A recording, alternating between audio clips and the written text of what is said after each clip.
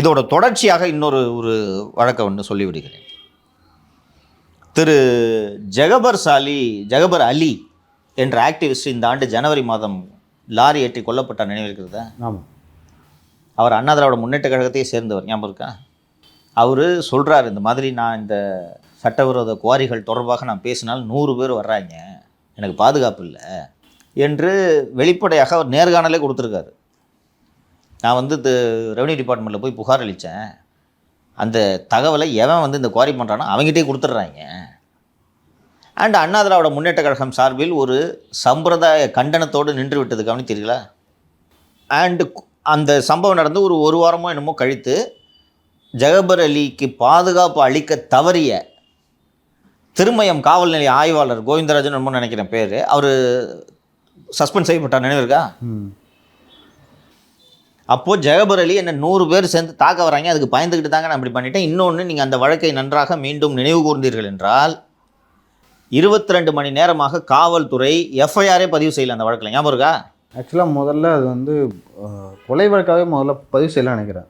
22 மணி விபத்துன்னு போட்டுட்டாங்க. 22 மணி நேரம் கழித்து எஃப்ஐஆர், அது சந்தேகத்திற்குரிய மரணம், சீன் ஆஃப் கிரைமை செக்யூரே பண்ணலைன்ட்டு அவர் குடும்பத்தினர் புகார் செஞ்சாங்க, ஞாபகம் இருக்கும் உங்களுக்கு? அவரோட ஃபோனும் மிஸ்ஸிங்கு, ஞாபகம் இருக்கா?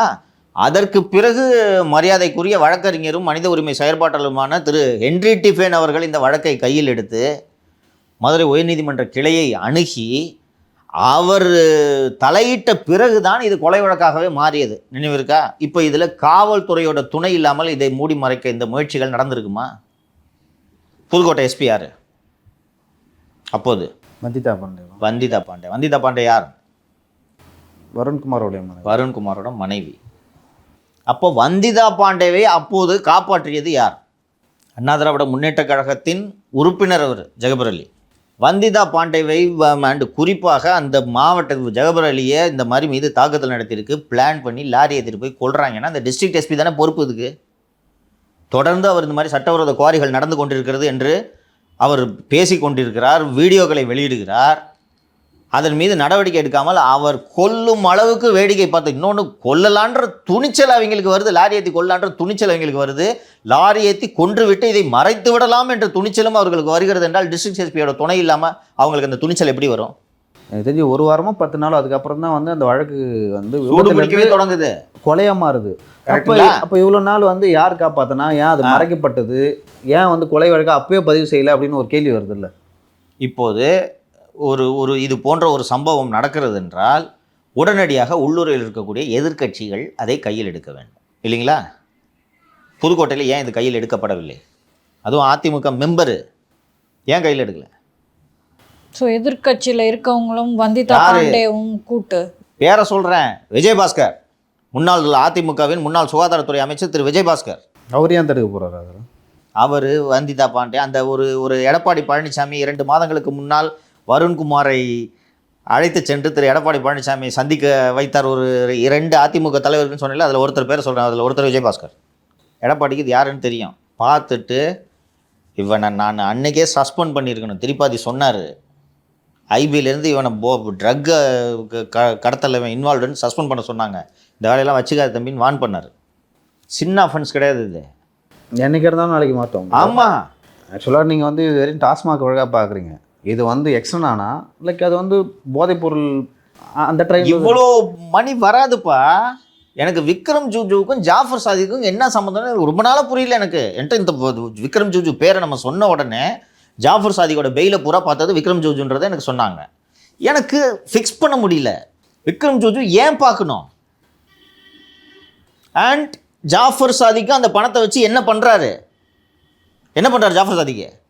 இன்வெஸ்ட் பண்ணுறாரு படத்தில், சினிமாவுக்கு தான் எடுக்கிறாரு. கனெக்ஷன் வருதா? உங்களுக்கு ஹியூஜ் அமௌண்ட் ஆஃப் கேஷ் வரும்போது உங்களுக்கு பிடிச்சது தானே செய்வீங்க. நீங்கள் சொத்தாசை இருக்கிற ப்ராப்பர்ட்டியாக வாங்குவான், நீங்கள் சினிமாவில் போடுறீங்க. போதுமான அளவுக்கு ப்ராப்பர்ட்டி வாங்கிட்டாங்க. இவ்வளவு சிக்கல் இருக்கிறது இதில். இது எல்லாமே இடி விசாரிக்கும். மத்திய உளவு அமைப்புகள் இதை எல்லாவற்றையும் கண்காணித்து கொண்டு இருக்குமா இருக்காதா? ஆனால் ஏற்கனவே ஜாஃபர் சாதிக் கைதாயிட்டாரு. அதன் வழியாக அவரோட கூட இருந்தவங்கள போலீஸ் பிடிக்கலையே. இப்போ டாஸ்மாக் வழியாக தானே ஈடி வந்திருக்கு. இன்றைக்கி தானேம்மா அரசியல் தேவை வந்திருக்கிறது. நான் ஏற்கனவே சொன்னேன், உங்களை தப்பு பண்ணுங்கன்னு விட்டுக்கிட்டு இருக்காங்கன்னு சொன்னேன். மத்திய உளவு அமைப்புகள் எல்லாவற்றையும் கண்காணித்து கொண்டு இருக்கும். அது கண்ணில் மண்ணை தூவ முடியாது. இது அவங்க ஜாபு. இன்னொன்று, இதில் நேஷ்னல் செக்யூரிட்டி ஆங்கிள் இருக்குது. நீங்கள் இந்த ட்ரக்குலேருந்து வர்ற பணத்தை நீங்கள் சினிமா எடுத்துகிட்டு போனீங்கன்னா கூட போ அப்படின்ட்டு விட்டு போயிடுவாங்க. இந்த பணம் இதற்குத்தான் பயன்படும் என்று உங்களால் உறுதியாக சொல்ல முடியாதுல்லவா? ஆயுதம் கடத்த பயன்படுத்தலாம், இந்தியாவுக்கு எதிரான தீவிரவாத செயல்களுக்கு ஃபண்டிங்குக்கு இந்த பணம் பயன்படுத்தலாம். ஸோ இது எங்கே செல்லும் என்பதை, அதனால தான் சர்வதேச கோஆப்ரேஷன் இதில் இருக்குது. புரியுதுங்களா? உங்களுக்கு நியூசிலாண்டும் அமெரிக்காவும் ஏன் டெல்லி காவல்துறைக்கு சொல்லணும்? யோ, உங்கள் ஊர்லேருந்து வருதுயா ட்ரக்குங்க. அப்போ டெல்லி காவல்துறை வந்து சோழிங்கநல்லூரில் இருக்கக்கூடிய சூடோ எஃபர்டின் கொடவுனை பிடிக்குதுன்னா சென்னை காவல்துறை, தமிழக காவல்துறை என்ன செய்து கொண்டிருக்கிறதுன்ற கேள்வி வருதா? இப்போ நெட்வொர்க் புரியுதா? ஆக்சுவலாக இந்த பழைய கதை எப்படின்னா, டெல்லியில் வந்து ஒரு தகவல் கிடைக்குது டெல்லி போலீஸுக்கு. ஒரு இடத்துல போய் செக் பண்ணி பார்க்குறாங்க. இந்த தமிழ்நாட்டை சேர்ந்தவர்கள் வந்து இந்த மாதிரி சூடோ எஃபர்டின் வச்சுருக்காங்க அப்படின்னு சொல்லிட்டு தான் பிடிக்கிறாங்க. அங்கேருந்து அது தமிழ்நாட்டுக்கு வருது. ஆக்சுவலாக இந்த கதை வந்து தொடக்கத்தில் இப்படி தான் ஆரம்பிச்சது. கரெக்டா? கரெக்ட். அப்போ சென்னையில் தைரியமாக அவன் எப்படி பண்ணுறான் சொல்லுங்கள்? வெறும் கட்சிக்காரனாக இருந்தால் மட்டும் இதை பண்ணிட முடியாதுல்ல? போலீஸோட சப்போர்ட்டும் இருக்குது. போலீஸ் சப்போர்ட் இருக்கிறதுனால தானே அவன் இங்கே கூட ஓப்பன் பண்ணுறான்.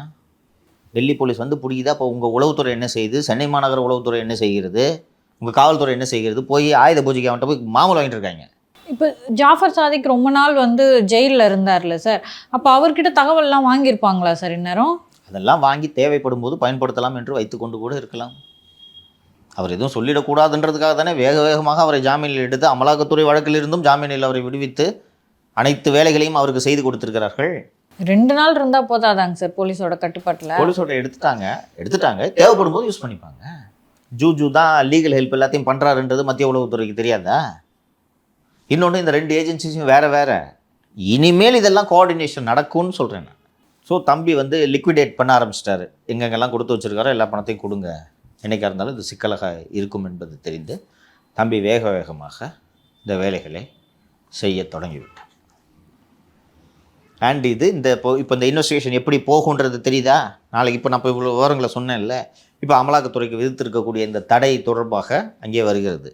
டாஸ்மாக் ப்ரெடிகேட் அஃபென்ஸ் வச்சு தான் நீங்கள் உள்ளே போகக்கூடாது.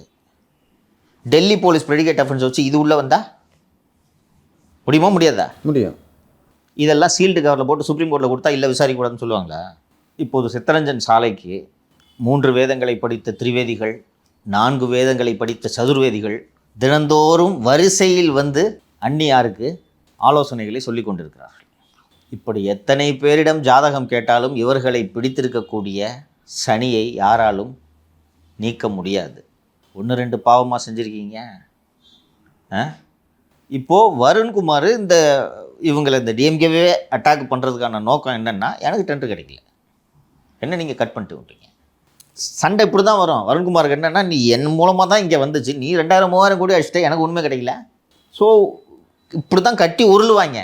இதனால் விஷயம் வெளியே வந்தால் மக்களுக்கு நல்லது தான். ஸோ இந்த இன்வெஸ்டிகேஷன், ஈடியோட இன்வெஸ்டிகேஷன், அதுலேயும் ஈடி ஆல்ரெடி ப்ரெடிகேட் அஃபென்ஸ்னு உள்ளே வந்துட்டாங்க. ஜாஃபர் சாதிக் ஜாஃபர் இந்த ட்ரக்கு கேஸ்லேயும் Jaffer Sadiq was arrested by ED. அதுலேயும் பெயில் வாங்கிட்டு தான் அவர் வெளில வர்றாரு ஜாஃபர் சாதிக்கு. ஸோ தி ஈடியோட ப்ரோப் வில் எக்ஸ்பேண்ட். இப்போ ஒரு நாள் ஜாஃபர் சாதிக் கேஸ் முடிஞ்ச மாதிரி இருந்துச்சுல்ல, உயிர்த்தெழும். ஒரு கதவை தானே கோர்ட் அடைச்சிருக்கு. சார், நீங்கள் ஜெயிலுக்கு போகிறதுக்கு முன்னாடி இந்த ஜாஃபர் சாதிக் விஷயத்த அதி தீவிரமாக பேசிகிட்டு இருந்தீங்க. ஸோ உங்களோட கைதுக்கு அது ஒரு காரணமாக எடுத்துக்கலாமா? லுக் மாலதி, ஏகப்பட்ட ஜேர்னலிஸ்ட் இருக்காங்க. இப்போது நாம் இவ்வளவு விஷயங்கள், இப்போ இவ்வளோ நேரம் பேசின விஷயங்களே எடுத்துங்க. யார் இதெல்லாம் தொடர்பு படுத்தி சொன்னது? இதெல்லாம் கனெக்ட் பண்ணி சொல்லணும்ல. நான் அப்போது ஜாஃபர் சாதிக் மேட்ரு இருந்தவர்லையோ சொல்லும்போது தான் எனக்கே இப்போ ஞாபகம் வருது. 20 கோடின்ட்டு அந்த அண்ணா நகர் மேட்ருலாம் பேசிக்கிறோம். சூடோ எஃபர்டின் மெத்தப்பட்ட இன்னொன்று அந்த அண்ணா நகரில் கொக்கைனை பிடிச்சி விற்றுட்டாங்க, சரக்கு மிஸ்ஸிங்கு, இது எல்லாத்தையும் அப்போவும் பேசியிருக்கிறோம். ஸோ நான் அந்த 6 மாதங்கள் சிறையில் இருந்தேன்ல, 5 மாதங்கள் சிறையில் இருந்தேன்ல, இது போல் எந்த செய்தியும் வெளிவராமல் நிம்மதியாக இருந்தார்களா? அவங்க ஆங்கிள்லேயும் திங்க் பண்ணுங்க நீங்கள். சார், நிம்மதியாக இருந்தாலும் அது அகைன் பூனை வந்து கண்ணை முடிக்கிற மாதிரி தான், உலகமே இருண்டுடுச்சுன்ற மாதிரி. ஃபார் எக்ஸாம்பிள் ஒரு விஷயம் சொல்லணும்னா, இப்போ நாம் பேசலனாலுமே, நீங்கள் பேசலனாலுமே மத்திய ஏஜென்சிஸ் வந்து இதெல்லாம் வந்து குறிப்பாத்து காத்திருக்கும் சார். அதுவும் ட்ரக் மேட்டர்ஸ்லாம் வந்து எப்போ விடவே மாட்டாங்க. நீங்கள் வந்து இந்த டெண்டரில் அடிக்கிறீங்க, அதுக்கப்புறம் வந்து அது வந்து மன்னிக்கக்கூடிய குற்றம், அது எல்லா மாநிலத்திலும் நடக்குது. ஓகேங்களா, மன்னிக்கக்கூடிய குற்றம். ஓகேங்களா, இது வந்து அக்செப்ட் பண்ணிக்க மாட்டாங்க அவங்க. இன்னொன்று மக்கள் நலன் சார்ந்தது சார் இந்த போதைப் பொருள் ஒரு அப்படின்றது. ஆளுங்கட்சி செய்யலாமாம்மா இதை? ஒரு பக்கம் ஜாஃபர் சாதிக்கு, ஒரு பக்கம் மணல் வழக்கும் நம்ம முடிஞ்சு போச்சு அப்படின்னு சொல்ல முடியாது. அதுவும் அப்படியே பெண்டிங்லேயே இருக்குது. இப்போ டாஸ்மாக் தேர்தல் நேரத்தில் வந்து இந்த 3 வழக்குகளும் ஒரே நேரத்தில் விசாரிக்கப்படுமா இல்லை ஒருங்கிணைக்கப்படுமா ஒரு ஏஜென்சி கீழே? அப்படி இணைஞ்சால் அது எந்த மாதிரியான தாக்கத்தை தமிழ்நாட்டில் ஏற்படுத்தும், திமுகவுக்கு ஏற்படுத்தும்? Look, the agenda is clear. இந்த திமுக குடும்பத்தை நிர்மூலமாக்க வேண்டும், இது அஜெண்டா. சார், நீங்கள் தொடர்ந்து வந்து திமுக குடும்பத்தை நோக்கி தான் இந்த வழக்கு செல்கிறது அப்படின்னு சொல்லிட்டு சொல்கிறீங்க. ஆனால் நீங்கள் நம்ம நிறைய டைம் டிஸ்கஸ் பண்ணும்போது இது வந்து திமுக என்ற கட்சி வந்து குறுநில மன்னர்களால் கட்டமைக்கப்பட்டது. பொன்முடி ஆகட்டும், ஏவா வேலு ஆகட்டும், நேரு ஆகட்டும், ஐ பெரியசாமி இருக்கார், சேகர் பாபு இருக்கார், ஏவா வேலு இருக்கார் அப்படின்னு சொல்லிட்டு குறுநில மன்னர்கள் ஒவ்வொருத்தவங்களும் ஒவ்வொரு ஏரியா பார்த்துட்டு இருக்காங்க.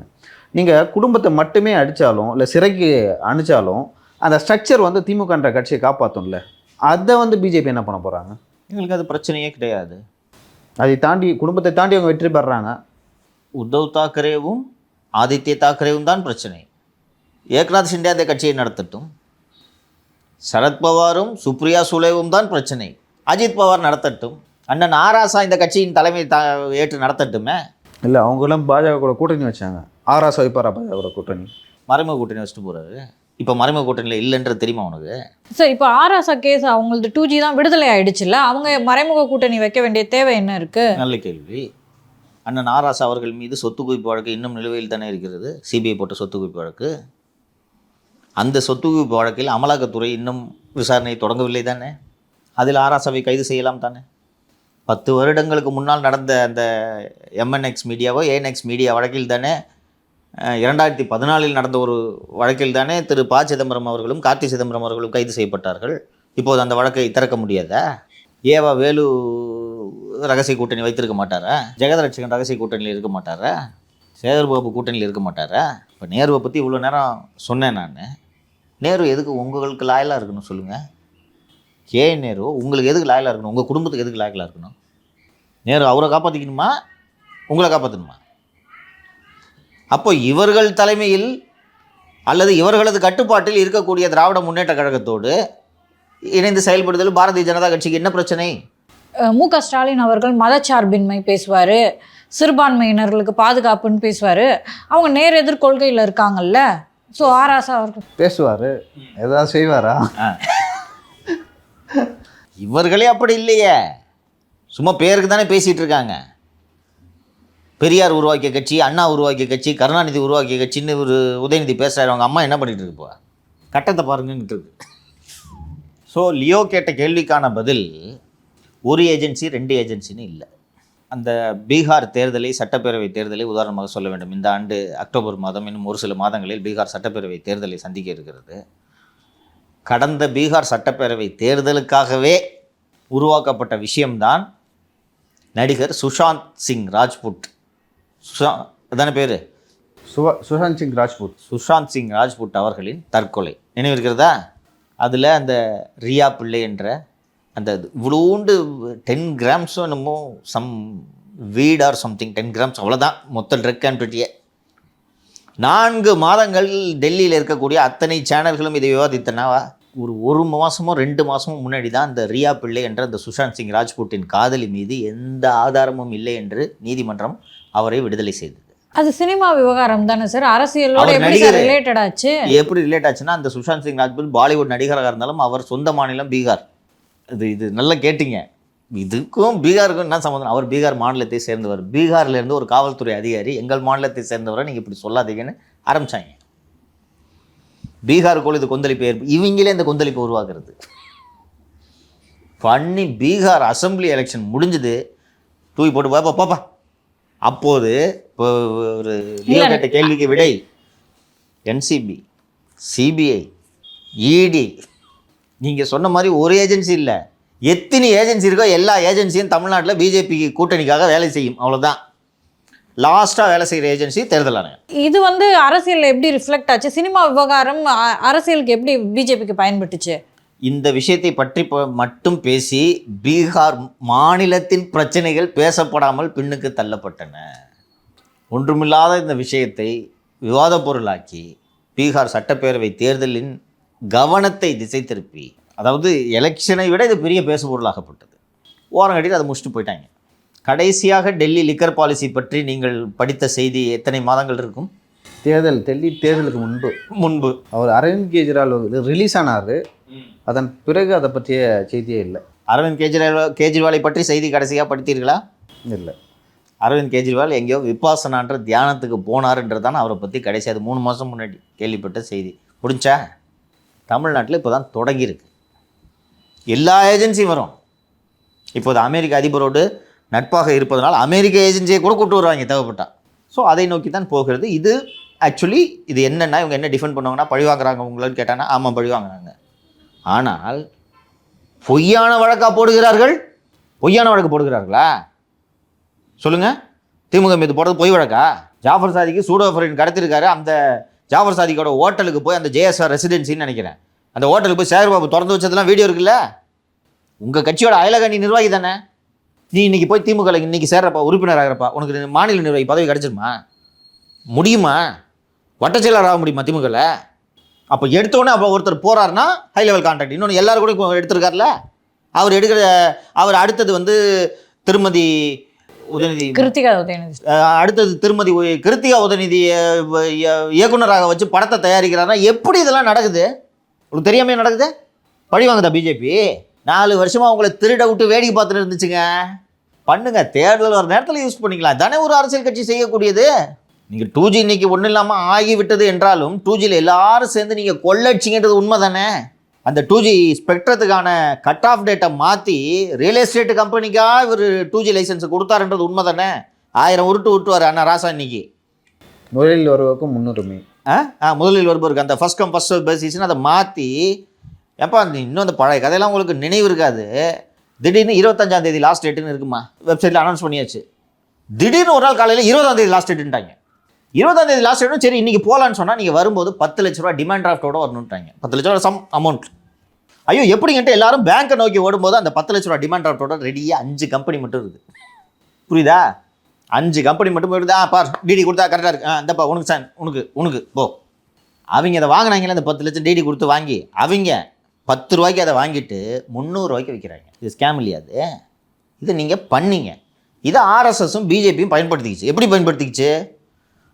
அண்ணா ஹசாரே என்ற தேவதூதர் ஒருவரை கொண்டு இறக்கி கேஜ்ரிவால், கிரண்பேடி எல்லாம் போங்க, நம்ம விஜய் அண்ணா கூட போய் அப்போ கொடியாட்டினார் ஞாபகம் இருக்கா, போங்க எல்லோரும் போங்கன்னு சொல்லி இன்றைக்கி வரைக்கும் காங்கிரஸ் எந்திரிக்க முடியல. அதை செய்ததுனால இன்று அவர்களுடைய இந்து ராஷ்டிரத்தை நிறைவேற்றியது. கரெக்டா? நீங்கள் அன்றைக்கி இந்த ஸ்கேமில் பண்ணாமல் இருந்தீங்கன்னா ஒருவேளை ஆர்எஸ்எஸோட இந்த திட்டம் வெற்றி பெற்றிருக்காமல் போயிருக்கும்ல. திமுக திருட விட்டீங்க தானே நீங்கள், 0 லாஸ்ன்னு சொன்னீங்களா? இப்போ 2021 நினச்சி பார்க்க முடியாத கொள்ளையை நீங்கள் அடிச்சிங்க. போதை மருந்து கடத்துறவனெல்லாம் கூப்பிட்டு வீட்டுக்குள்ளே வச்சுருக்கீங்க. ஸோ இந்த பேராசையை புரிஞ்சிக்கவே முடியல சார். காசே இல்லாத ஒருத்தவங்க திருடுறாங்கன்னா கூட புரிஞ்சுக்கலாம், முதல் தடவையாக அவங்களுக்கு வாய்ப்பு கிடைக்குது, இருக்கிறத அள்ளிக்கணும்னு நினைக்கிறாங்க அப்படின்னு சொல்லிட்டு. பட் திமுகவுக்கு அந்த மாதிரி எந்த ஒரு தேவையும் இல்லை. அவ்வளோ சொத்துக்களை வச்சுருக்காங்க. இன்னொன்று கண்ணு கெட்டின தூரம் வரைக்கும் திமுக தான் வரப்போகுதுன்ற நம்பிக்கையும் இருக்கும்போது தமிழ்நாடே உங்களுதுங்க, திருட வேண்டிய தேவை என்ன சார் இருக்குது? இன்னொரு கோணத்தில் இதை பார்க்கணும் மாலதி. பணம் வர வர உங்களுக்கு ஒரு ஃபால்ஸ் சென்ஸ் ஆஃப் கான்ஃபிடென்ஸ் வந்துக்கிட்டே இருக்கும். ஓகேவா? அப்போ உங்களுக்கு அடுத்த கட்டம் இதுக்கு என்னென்னா, இந்த பவரை நீடித்து வைக்கிறதுக்கு இந்த பணம் வேணும். அப்போது இன்னும் அதிக பணம் வந்துக்கிட்டே இருந்துச்சுன்னா இந்த பவர் நீடிச்சுக்கிட்டே இருக்கும். You understand? ஸோ இப்போது இந்த பணத்தை வச்சு 26 ஜெயிச்சிடலாம், 29 ஜெயிக்கிறதுக்கும் இப்போ சேர்த்து வச்சிடலாம், 31 தேர்தலுக்கும் இப்போ சேர்த்து வச்சிடலாம். ஸோ ஒரு ஸ்டேஜில் நீங்கள் எப்போ ஸ்டார்ட் பண்ணிங்கன்னே தெரியாமல் it will become a habit. கூட்டுவாங்க எடுத்துகிட்டு சொல்ல, எவ்வளோ தரேன்னு சொல்ல, இது ஹேபிட் ஆகிடும். ஏன்னா உங்களுக்கு செக்கே இல்லை. இந்த 4 வருஷமாக சவுக்கு மீடியாவை தவிர திமுக அரசாங்கத்துக்கு செக்குன்னு வலுவாக ஒரே ஒரு மீடியாவை சொல்லுங்கள் இல்லையோ, வலுவாக இந்த அரசை எதிர்த்து கேள்வி கேட்டது ஒரு மீடியாவை சொல்லுங்கள். ஸோ அந்த மீடியாக்களோட ஆங்கிளை யோசிச்சு பார்த்தா மதச்சார்பின்மையோட இருக்கணும், ஒரு மதம்னு ஒரு கட்சி பேசிட்டு இருக்கு, அவங்களுக்கு எதிராக நிற்கணும் அப்படின்னு சொல்லிட்டு திமுகவுக்கு ஆதரவு நிலைப்பாடு எடுக்கிறாங்கன்னு வைங்களேன். அது தப்பா சரியா? நீங்க ஏன் வந்து இந்த ஊழலுக்கு எதிராக நிற்கிறீங்க, அவங்க வந்து சிறுபான்மையினர் பாதுகாப்புன்ற ஆங்கிளில் நிற்கிறாங்க? இது எப்படி சார் நீங்கள் பார்க்குறீங்க? தமிழ்நாட்டில் சிறுபான்மையினருக்கு என்ன ஆபத்து வந்துச்சு சொல்லுங்கள். நல்ல கேள்வி தான் கேட்டது. என்ன ஆபத்து வந்துச்சு? தமிழ்நாட்டில் பாரதிய ஜனதா கட்சி மத அரசியலை கையில் எடுத்து சிறுபான்மையினர் மீது தாக்குதல் தொடுத்தால் அதிமுக வேடிக்கை பார்க்கணும் நீங்கள் நினைக்கிறீங்களா? இல்லை, நீங்கள் நாமே வேடிக்கை பார்க்க மாட்டோம். பார்ப்போமா? அந்த தஞ்சாவூரில் அந்த திருக்காட்டுப்பள்ளியில் அந்த பள்ளி மாணவி விவகாரத்தை மத அரசியல் மத ரீதியாக அவர்கள் மாற்றம் அடைந்த போது யார்ப்பா முதல்ல பேசுனது? நாம தான் பேசணும். திருப்பூர்கொன்ற விவகாரத்தில் பிஜேபி பஞ்சாயத்து இருக்குதுன்னு சொல்லிட்டு யார்ப்பா பேசுனது? நாம தான் பேசணும். முருகன் வேலை தூக்கிக்கிட்டு பாயிங் ஏரியாவில் போய் தகராறு பண்ணுறதுக்கு இவங்க பிரச்சனை பண்ணும்போது யார் பேசுனது? இன்றைக்கி பிஜேபி ஒரு விஷயத்தை பண்ணால் நம்ம சும்மா இருப்போமா? இருக்க மாட்டோம். தமிழ்நாட்டில் நீங்கள் பீஃப் சாப்பிடக்கூடாதுன்னு பிரச்சனை ஆரம்பிச்சிங்கன்னா சும்மா இருப்போமா? சாலைகள் இந்த யூபியில் பண்ணுறது மாதிரி சாலையில் கறிக்கடைகள் வைக்கக்கூடாதுன்னு சொல்லிட்டு நீங்கள் சொன்னீங்கன்னா சும்மா இருப்போமா? என்ன ஆபத்து வந்துருச்சு? அப்போ இதை காரணமாக சொல்லி போதை மருந்து கடத்துறத கூட நீங்கள் நியாயப்படுத்திங்கன்னா அயோக்கியத்தனம் இல்லையா அது? இது உங்களுக்கு கேடயம். இந்த அயோக்கியத்தனங்களுக்கெல்லாம் நீங்கள் பயன்படுத்தக்கூடிய கேடயம் இந்த மதச்சார்பின்மை. இப்போ என்ன ஆபத்து வந்துருச்சு தமிழ்நாட்டில் சிறுபான்மையினருக்கு? நான் உத்தரப்பிரதேசத்தையோ ராஜஸ்தானையோ ஹரியானாவையோ பற்றி நான் இங்கே பேசவில்லை. சரி, நீங்கள் கூட்டணியில் இருக்க, நீங்கள் பிஜேபி எதிர்ப்பு மதச்சார்பின்மையில் உறுதியாக இருக்கிறீர்கள் என்று நீங்கள் சொல்லிக் கொள்கிறீர்கள். மோடிக்கு எதிராக வெளிவந்த பிபிசி எடுத்த ஒரு டாக்குமெண்ட்ரியை சென்னை பல்கலைக்கழகத்தில் திரையிட்ட போது அதை தடை செய்து பல்கலைக்கழகத்தின் அந்த மாணவர் மீது நடவடிக்கை எடுத்தது இதே திமுக அரசு தானே? என்ன நாட்டுக்கிட்டு செத்துட்டீங்களா நீங்கள்? அப்போ இந்த மதச்சார்பின்மைன்ற வேஷத்தை போட்டுட்டு போதை மருந்து கடத்துவீங்க, டாஸ்மாகில் ஊழல் பண்ணுவீங்க, நாட்டில் சட்டம் ஒழுங்கு இப்படி பெண்களுக்கு பாதுகாப்பு இல்லாத இந்த அலங்கோலங்கள் அரங்கேறி கொண்டு இருக்கும். அப்போ இது எல்லாத்துக்கும் பாஜக உள்ளே வந்துடும் பாய்ன்னு சொல்லிட்டு இந்த காரணத்தை வச்சுக்கிட்டு நீங்கள் ஏமாற்றுவீர்கள். இதை வேடிக்கை பார்த்து கொண்டிருக்க வேண்டியமா? இது எல்லாவற்றுக்கும் முற்றுப்புள்ளி வருவதற்காக தான் 26 தேர்தல் வருகிறது.